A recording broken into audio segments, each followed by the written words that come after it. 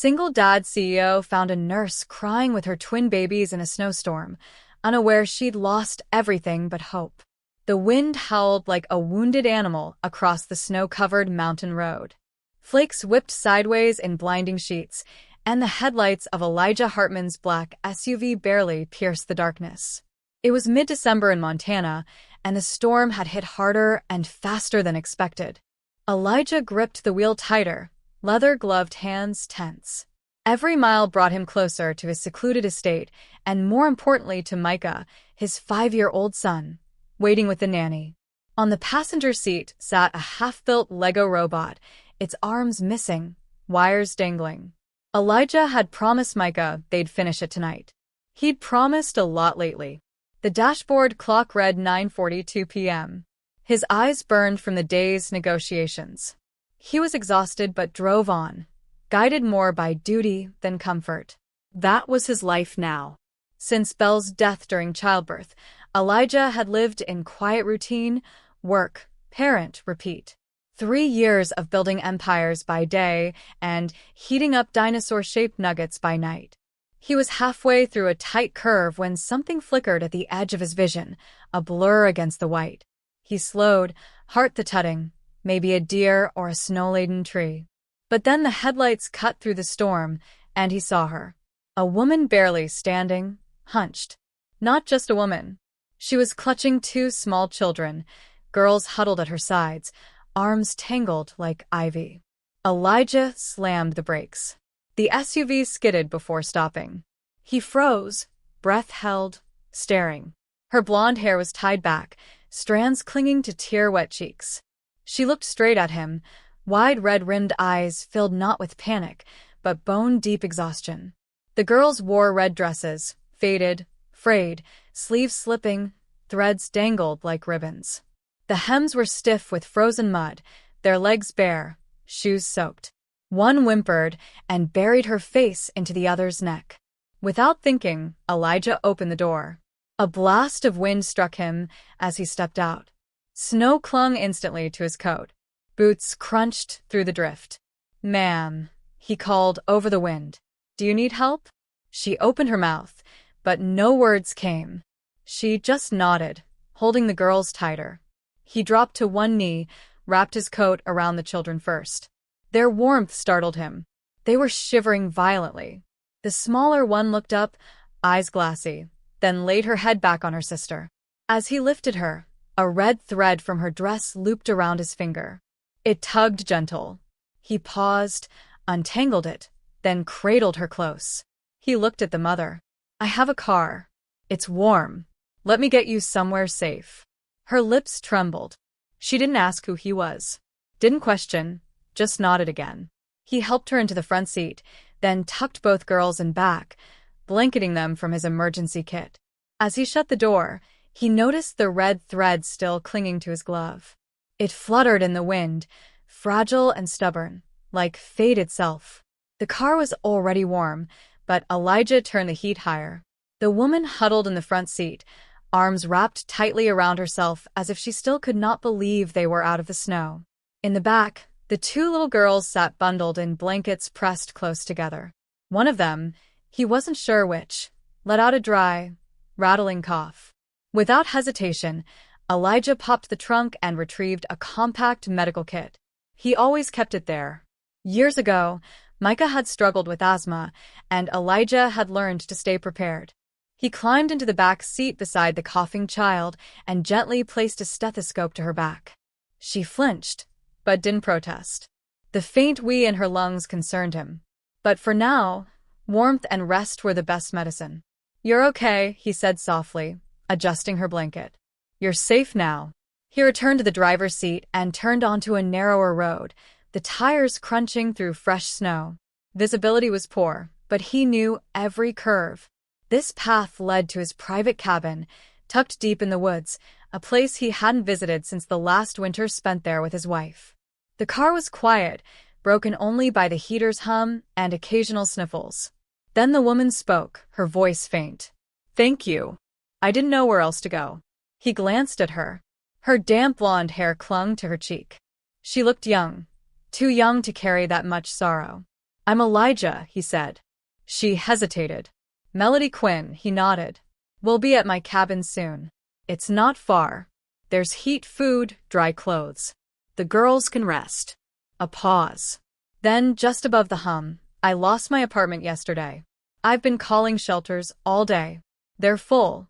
I sold almost everything just to feed my girls. I only kept their red dresses because they love them. He didn't respond. He didn't need to. Melody stared straight ahead, twisting her fingers in her lap. I don't have anything left, she said, her voice breaking. Just them. 20 minutes later, the cabin came into view. Lights flicked on with a motion sensor, casting a golden glow on the porch. Melody's breath caught at the sight. The contrast between their desperation and this sanctuary was stark. Elijah helped the girls inside first. Then he guided Melody toward the fireplace, returning with blankets, towels, and mugs of hot cocoa. The girls' cheeks were pink now, thawing as they sipped from their mugs with trembling hands. In the guest room, Elijah rummaged through a closet and found one of Belle's sweaters, ivory, soft, and oversized. He held it for a moment, thumb brushing the hem, then brought it to Melody. You can wear this, he said gently. It should be warm. She hesitated, then whispered, Thank you. He returned moments later with a folded pile of Micah's old clothes, hoodies, socks, slippers. He placed them on the couch beside the girls. One of them reached for a stuffed bear tucked between the hoodies. That's Captain Bobo? Elijah said, smiling. Micah used to carry him everywhere. Micah, Melody asked. My son. He's 5 with his nanny right now. She nodded. You're a single parent too. Elijah didn't answer. He crouched by the fireplace, folding towels and placing them within reach. Melody stood nearby, holding the sweater. Her eyes suddenly brimmed with tears. She turned away, but not fast enough. You okay? He asked. She let out a shaky breath. It's just been a long time since someone cared enough to fold a towel for me. He looked at her, firelight dancing across her face. You and your girls are safe here. That's all that matters. Later, while she helped the girls into dry clothes, Elijah quietly placed a new silver hair clip next to the sink.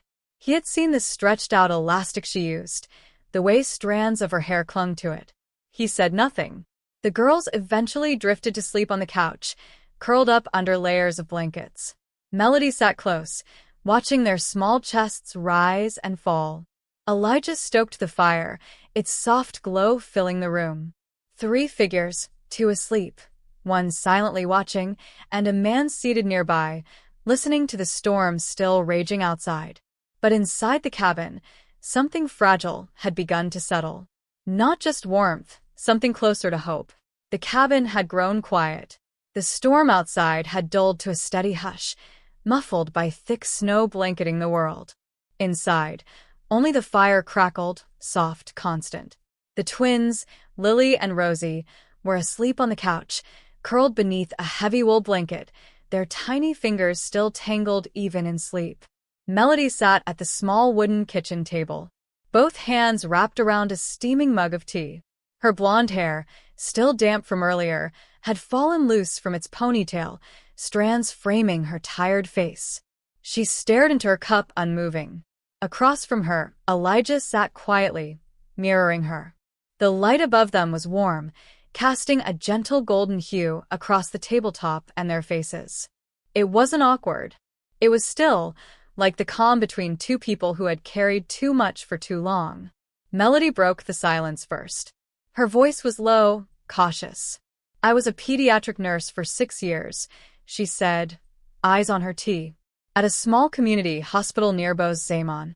Elijah didn't speak. He nodded, letting her go on.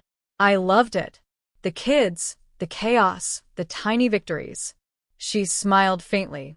Then during my 3rd trimester, my husband was in a car accident he'd on his way home from work. Her voice cracked. He died before I got to the hospital. She blinked hard, forcing herself to keep talking. I gave birth a month later alone. No family nearby. I went back to work as soon as I could stand. Juggled double shifts, daycare, doctor's visits. I thought I was making it work. Her grip on the mug tightened. Then the hospital got bought out. Budget cuts. They shut down our unit. Let all the senior staff go. No warning. No severance, just gone. She finally looked up. There was no anger, just exhaustion and pain. And something deeper, something Elijah understood. I tried to keep up. Took temp jobs, sold things, gave up our apartment when I couldn't cover rent. I thought I could hold on. A pause. A bitter smile. I was wrong. Her words settled into the silence. Elijah set his cup down gently, fingers resting on the rim. My wife's name was Belle, he said quietly. She had a rough pregnancy, but we thought we were through it. Micah was born early but healthy. Then she had complications. He stared past Melody. I sat by her bed all night, watched the monitor slow, then stop a beat, and then it was just me and a baby I didn't know how to raise. He leaned back slightly. I didn't take time off, didn't grieve, just existed. Wake up, feed Micah, work, repeat for 3 years. Melody's gaze stayed on him. That's what it feels like, she whispered. Like you're underwater and everyone else is breathing. He nodded slowly. I kept hoping someone would notice, she said. That someone would ask if I was okay. Maybe someone would help. She paused, but no one did. Elijah looked at her. Really? Looked. No one helped me either, he said. So I made myself a promise. He reached into the drawer beside him and pulled out a folded piece of paper. It was clearly a child's drawing, crayon lines, scribbles, colors outside the lines. He unfolded it and handed it to her. It was a picture of 3 stick figures standing beneath a gray cloud. Raindrops fell, one tall figure and 2 smaller ones holding hands. The tallest held an umbrella over them all. Beneath it in shaky letters, a lady and her kids. Melody brought a hand to her mouth. Micah drew that last night, Elijah said. He didn't say anything, just handed it to me. She stared at the drawing, silent. He sees you, Elijah added. Even if you think no one does. Tears slipped down Melody's cheeks. But for the first time in a long while, she didn't turn away. The snow did not stop the next day. Or the one after that. Drifts rose high along the mountain road, making it impossible for Elijah to drive Melody and her daughters anywhere, even if they had somewhere to go. But she did not complain, not once. Neither did Elijah offer to rush the arrangement. There was an unspoken understanding between them now. Quiet, simple, and oddly comforting. So they stayed. Melody took over the small kitchen like she had always belonged there. She found flour in the pantry and made cookies with Rosie and Lily standing on stools beside her, cheeks dusted in white powder. Their giggles bounced off the log walls, waking up corners of the cabin that had been silent for years. Micah had kept his distance at first. He was a quiet child by nature, watchful and reserved. But Rosie, the braver of the 2 girls, marched up to him that first morning with a snowball in each hand and declared a snow war. He didn't respond with words, but when Elijah peeked out the cabin window 10 minutes later, all 3 children were outside, bundled in oversized coats and scarves, rolling in the snow and laughing. It was the first time Elijah had heard Micah laugh like that in months. Inside, the house shifted. Melody dusted windowsills, wiped counters, folded the laundry Elijah had left untouched for weeks. She didn't move like a guest. She moved like someone who knew how to build a home, even from broken pieces. She taught the kids how to fold paper cranes from old magazines. Micah followed her instructions intently, his tongue poking out in concentration, while Rosie colored the wings with a pink crayon and insisted they could fly if you wished hard enough. Elijah sat at the kitchen table with his laptop, work files open but untouched. His eyes kept drifting to the floor where the children sat cross-legged, surrounded by a mess of paper, markers, and glitter. He had forgotten what that kind of mess looked like, what it sounded like. Later that afternoon, Rosie let out a cry. The well-worn bear, Captain Bobo, had ripped along the seam. Its stuffing poked out like tiny clouds. She looked up at Elijah with wide, tear-airy eyes, hugging the limp bear to her chest. Melody took it from her gently. "Let me see, sweetheart." She sat down by the fireplace, pulled a sewing kit from her bag, and threaded a needle with calm, practiced fingers. Rosie sniffled beside her as Melody began stitching the torn fabric. Micah stood nearby, watching silently. When she finished tying off the final knot, she handed the bear back to Rosie and smiled. "There," she said. "Good as new." Micah's voice was soft when it came, barely more than a breath. "Can you fix everything?" Melody looked at him. His brown eyes were earnest, serious in the way only a child's could be. "Not everything," she said gently, "but the things that matter.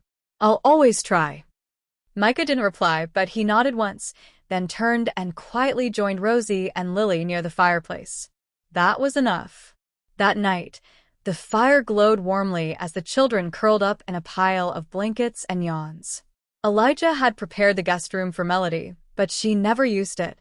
Instead, she slept right there in the living room between her daughters, one arm curled around Rosie, a leg stretched over Lily to keep her warm. Elijah passed by in the dark and paused. She was still wearing the sweater he had given her. Her hair had come loose again, golden strands catching the flicker of the firelight.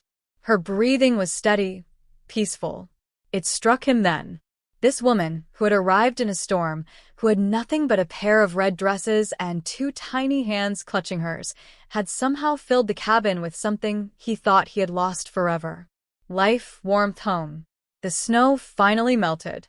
Plows cleared the mountain roads. The sun showed itself again and life, as it always did, began to move forward. Melody packed up the few things she had brought. And yet, she didn't leave. Not right away.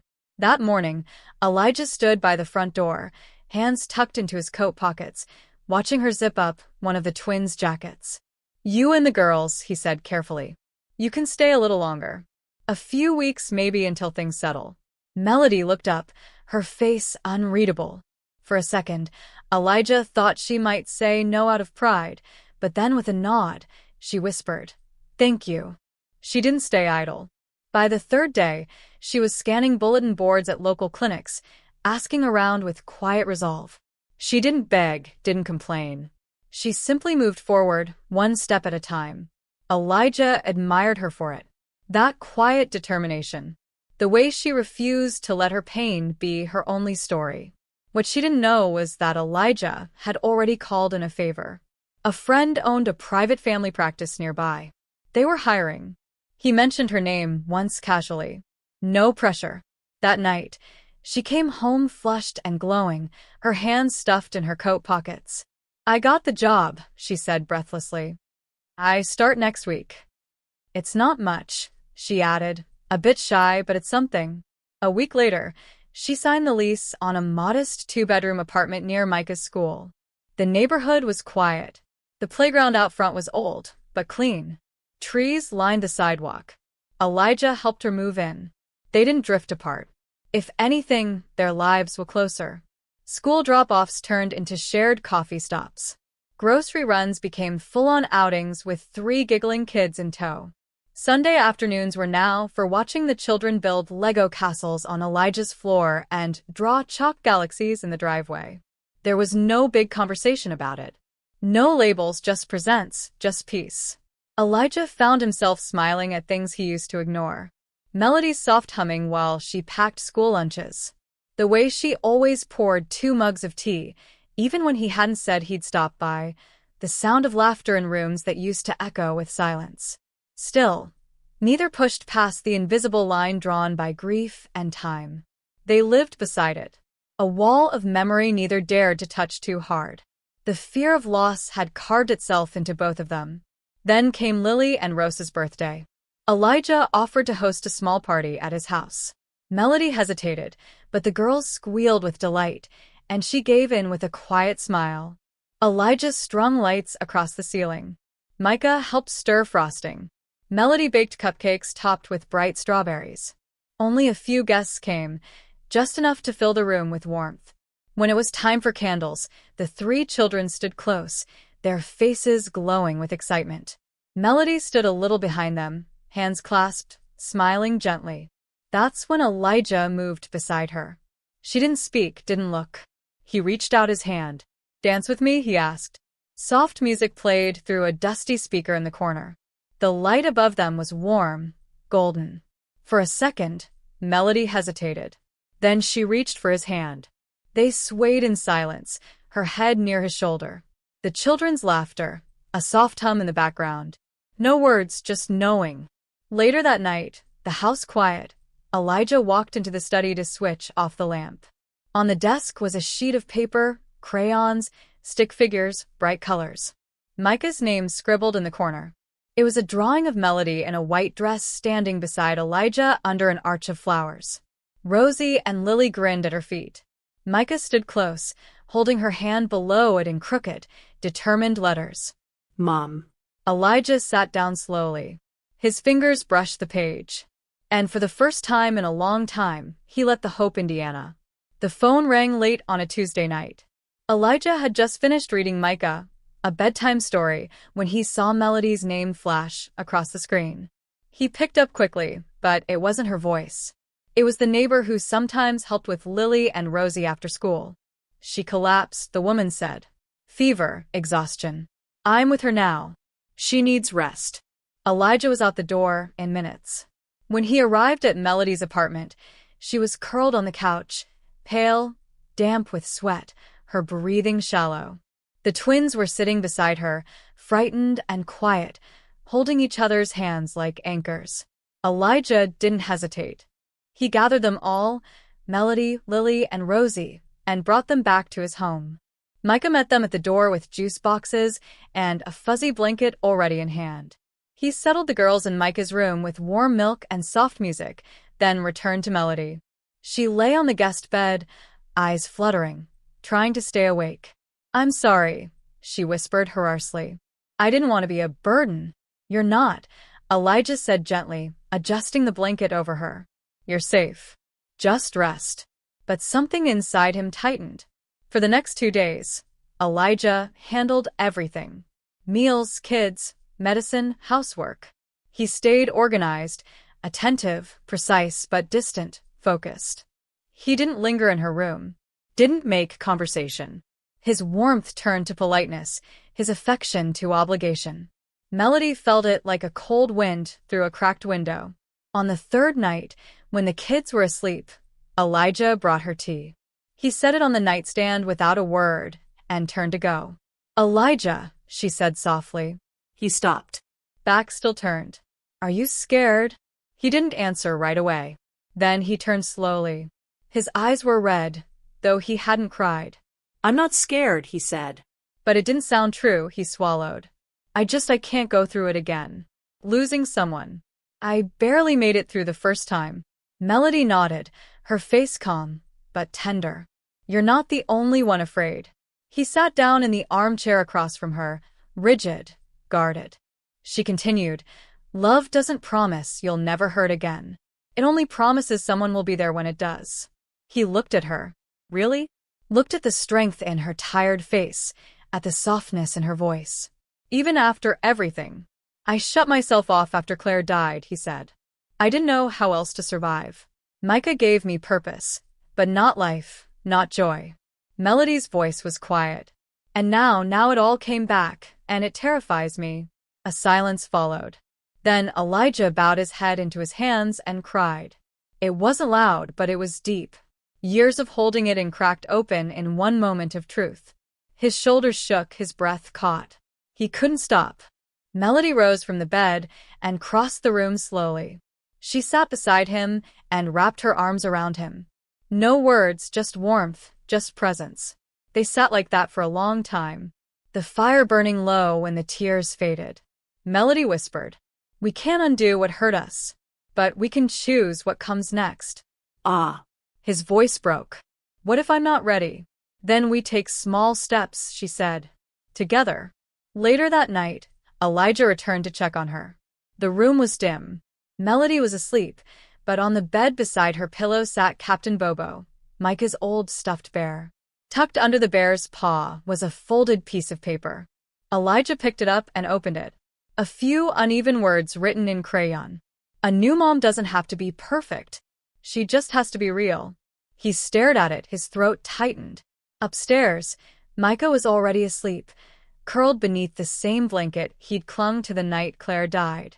And in that moment, Elijah understood what his son had already accepted. They weren't trying to replace what was lost. They were making room for what still could be found. Sometimes love wasn't about protecting yourself from pain. It was about choosing to love, even when it might hurt again.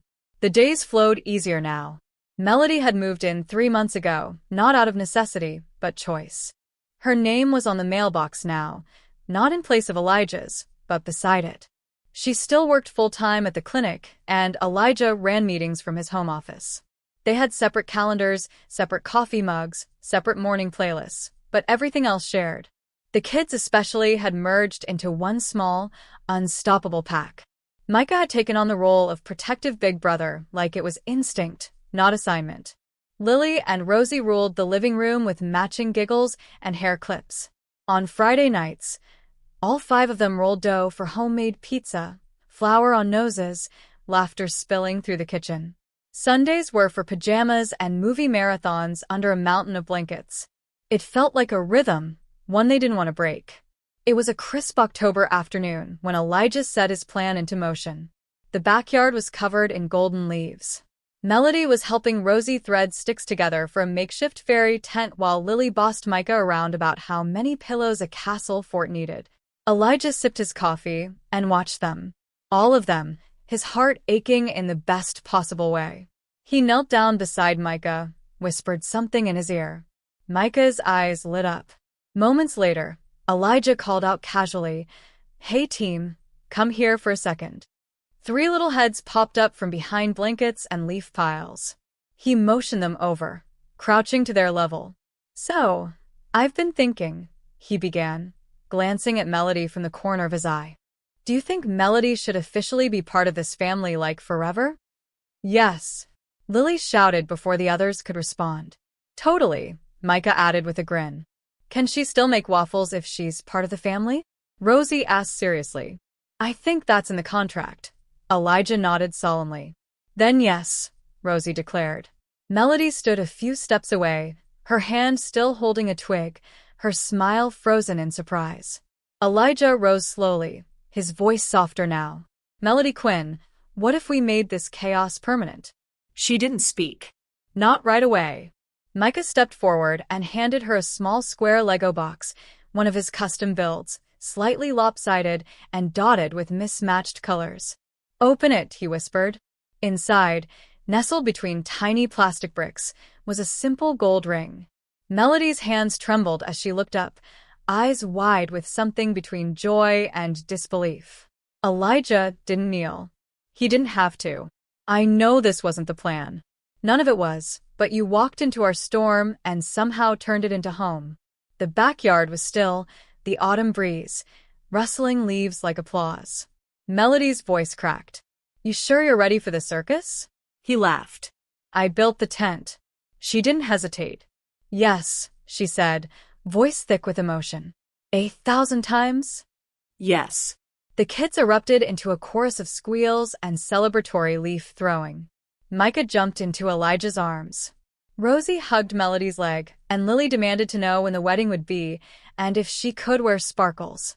Later that evening, after the backyard had quieted and bedtime stories had been read, Elijah found the Lego box sitting on the kitchen counter.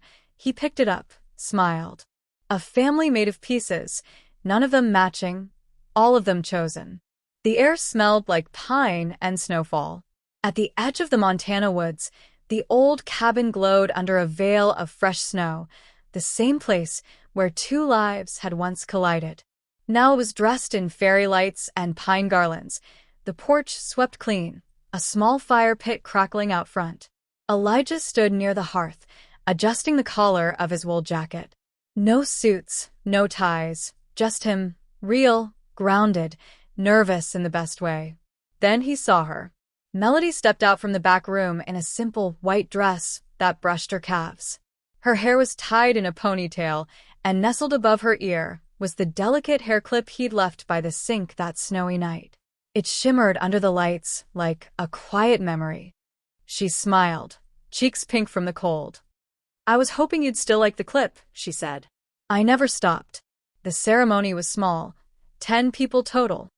Their neighbor, Mrs. Langley, cried before the vows even began.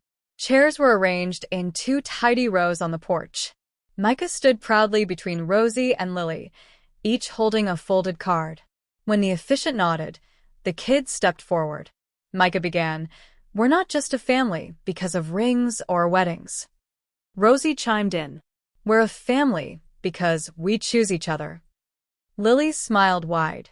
"And we don't give up even when things get hard." Elijah blinked fast. Melody squeezed his hand. Then came their vows. Elijah spoke first. "You walked into my life, carrying everything that mattered in your arms. And you gave me back something I thought I'd lost. A reason to come home. I didn't save you that night, Melody." You saved me. Melody wiped a tear.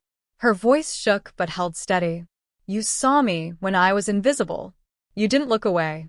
You gave my girls warmth, safety, and showed me that love after loss is still love, just braver." Their kiss was quiet, full of gratitude and promise. Snow kept falling, like confetti made of stars. That night, the cabin held more than music and laughter. It held something sacred, a future reimagined. Later, after guests had gone and the fire died down, Elijah and Melody stepped onto the porch. They sat side by side, wrapped in a blanket, just as they had many nights before.